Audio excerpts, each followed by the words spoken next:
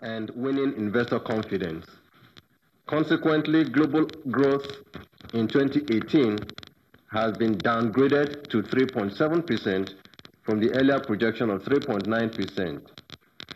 Growth softened in major advanced economies in the third quarter of 2018, and in the emerging and developing economies, growth remained divergent, reflecting a combination of country-specific factors.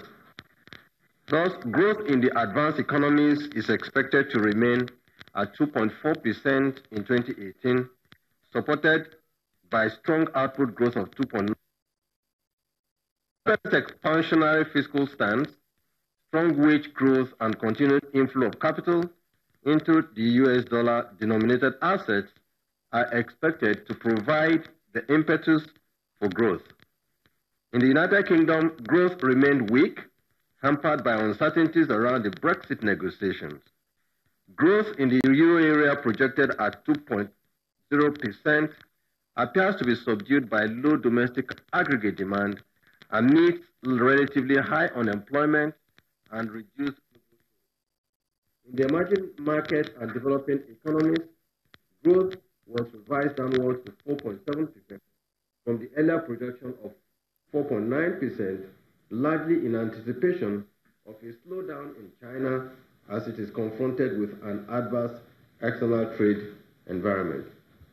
Overall, the downside risks to global economic activity remained elevated financial fragilities and policy uncertainties, the gradual erosion of rule-based multilateral trading system, tighter financial conditions with latent disruptive portfolio adjustments, increased capital flow reversals with potential for heightened exchange rate depreciation, and some volatility, fiscal fragilities, and increased debt burden, geopolitical tensions, and increasing depressed aggregate demand in some countries. These factors will continue to shape developments for the rest of 2018 and into 2019.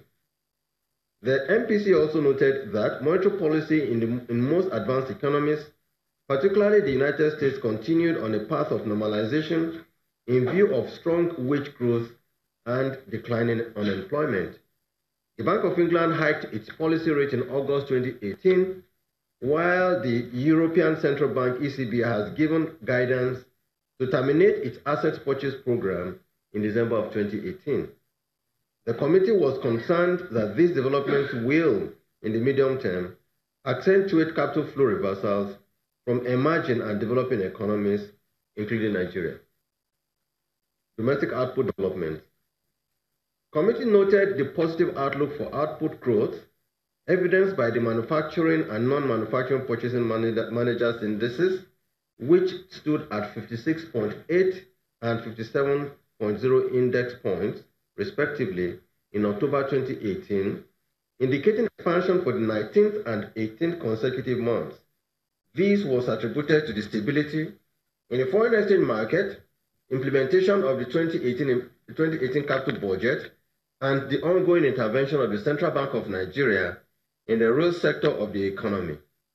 However, the recent incidents of flooding across the country and the impact of herdsmen attack on farming activities could affect output growth for the rest of the year. Overall, the committee believes that even though output recovery remains fragile, the effective implementation of the 2018 capital budget, relative improvement in power supply, progress with counter-insurgency in the northeastern and sustained intervention by the CBA in the real sector will improve the investment climate and reduce unemployment.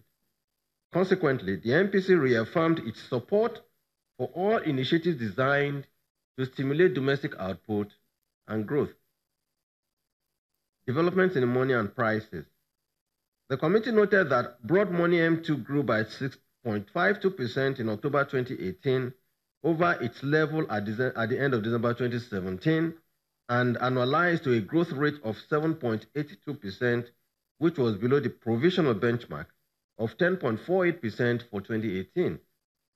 The growth in M2 was largely due to the significant growth in net foreign assets by 20.71% in October 2018, annualized to 24.85%, which is above the 2018 provisional growth benchmark of 14.50%.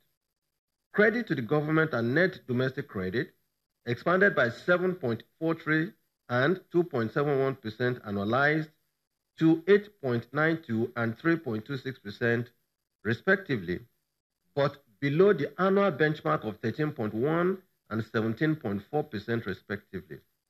Credit to the private sector grossly underperformed as it grew by 1.494% annualized to 2.33%, below the 2018 benchmark of 12.4%.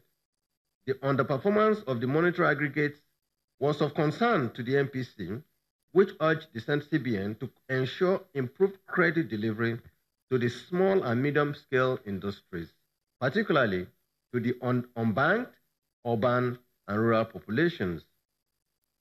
The committee noted the benign performance of inflation as headline inflation year-on-year decreased to 11.26% in October 2018 from 11.28% in September 2018 after 2 consecutive months of marginal increases. The drop in the headline inflation was driven by food inflation, which moderated to 13.28% in October from 13.31% in September 2018.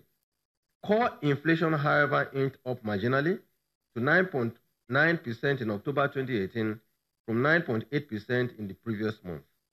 On a month-on-month basis, headline and food inflation also moderated to 0.74 and 0.82% in October and from 0.84 and 1% in September 2018 respectively, while core inflation increased from 0.64% in September 2018 to 0.8% in October 2018.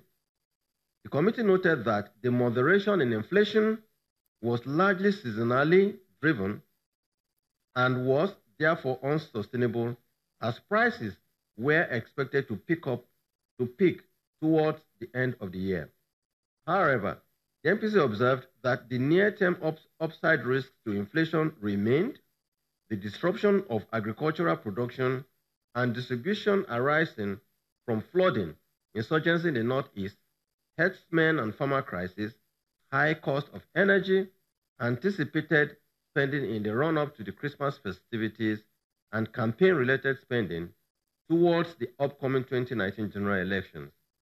Accordingly, the committee enjoined the appropriate authorities to continue to address these challenges and to sustain the implementation of the 2018 budget and the Economic and Recovery and Growth Plan of the federal government to ameliorate the supply-side constraints.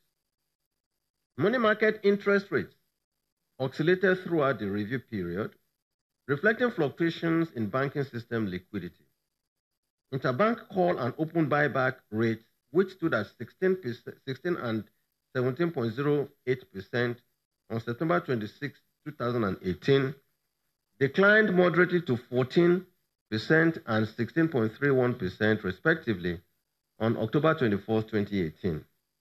On average, interbank call and OBB rates rose from 8.68 and 7.64% in September 2018 to 14.18 and 13.93% respectively in October 2018, closing at 10 and 9.72% in November 21, 2018.